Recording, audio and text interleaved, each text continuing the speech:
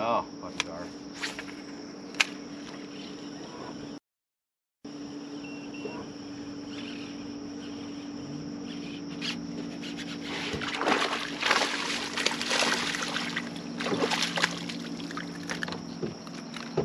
All right.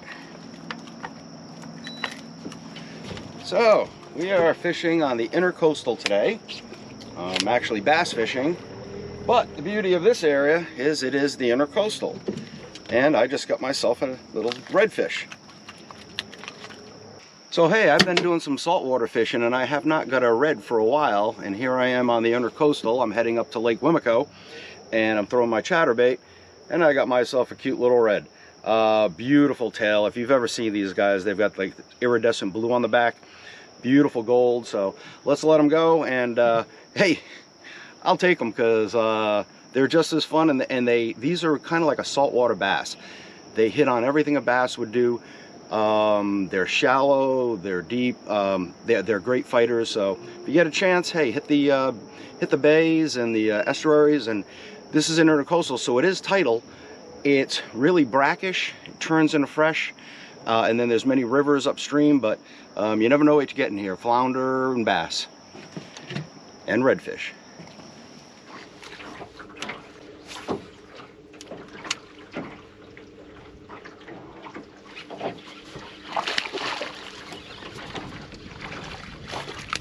Oh, that was a nice little bass. I don't know how he jumped off, but I have been having trouble landing fish for the past 2 weeks.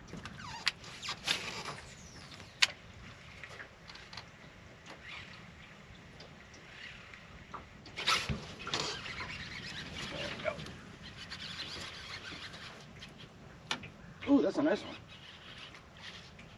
I don't know what that is. I don't think that's a bass. Nope, not a bass. Whoa. Wow. Okay, so here I am bass fishing, and I am in the lake. Wait till you see what we got. Got ourselves a really nice redfish. I mean, this is a nice redfish. I'm not going to be keeping these guys. This guy would be a keeper, and you know, he's right in the slot limit. I'm just going to measure him, see how long he is. He is 21 inches long. Beautiful redfish. Gold, I mean, just gorgeous. Let's let him go. I was not expecting it. I could see one further down in the river where we were closer to the bay. I've never caught a redfish here in the lake itself, but it's nice. When it hooked, I was like, ah, that's a nice bass. And then it started coming. I'm like, it's not a bass. I couldn't make out what it was till he got a little closer. All right, buddy. Thank you.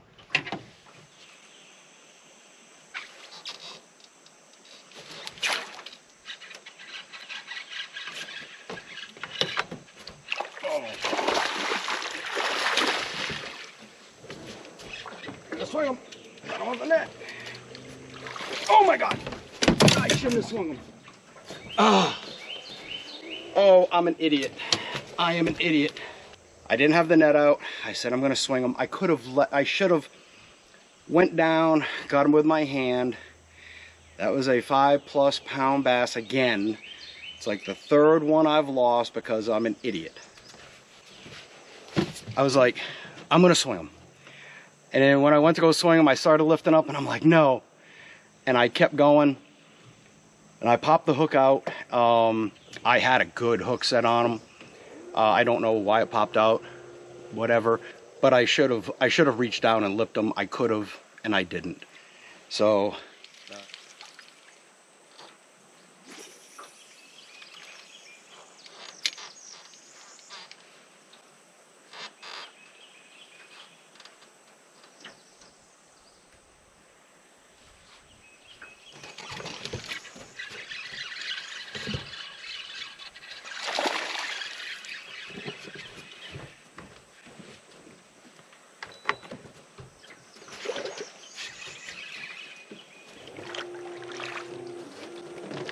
Now this one I can swing.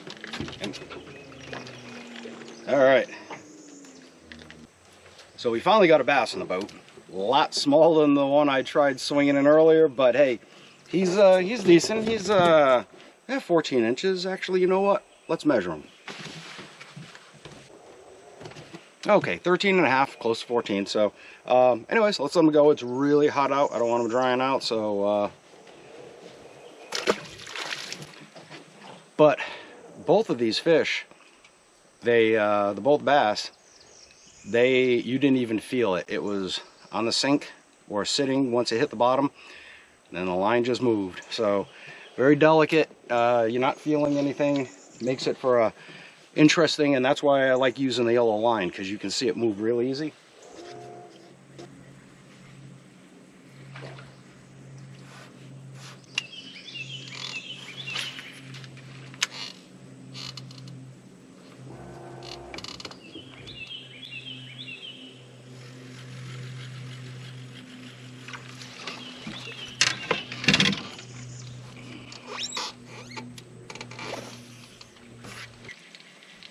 Reposition the boat.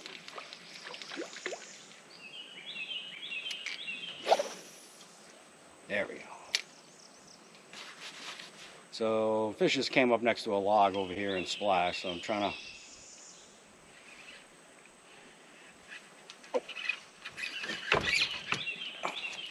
That was a stick.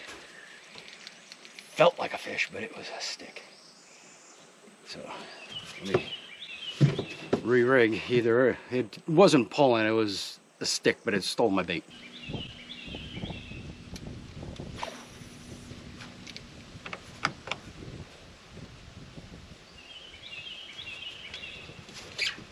All right.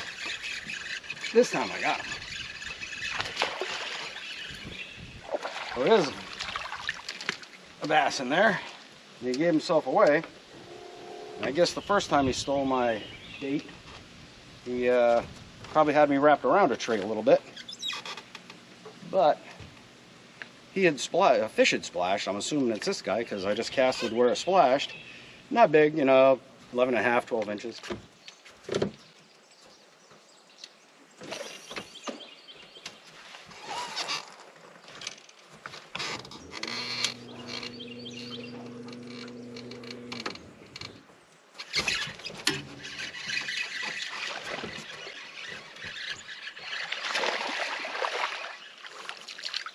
Alright, another little one, but we are one tree past the big tree, and I didn't put it on film. I hooked the big tree with my chatterbait, so I had to go in there and get it. So kind of, if there was anything under there, I did throw a cast in there, but you know, if he was there, he's gone.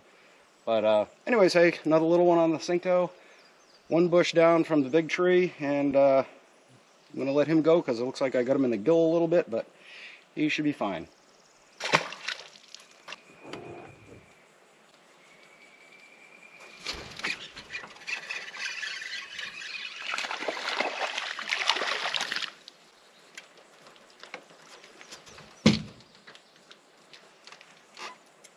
Well, the closer we get to the main lake here, the more it's starting to bite, so I guess maybe they're small, but they're fish.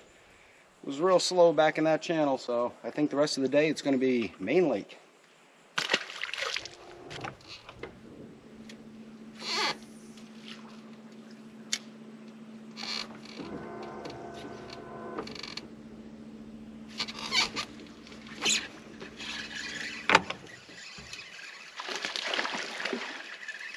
That time they whacked it,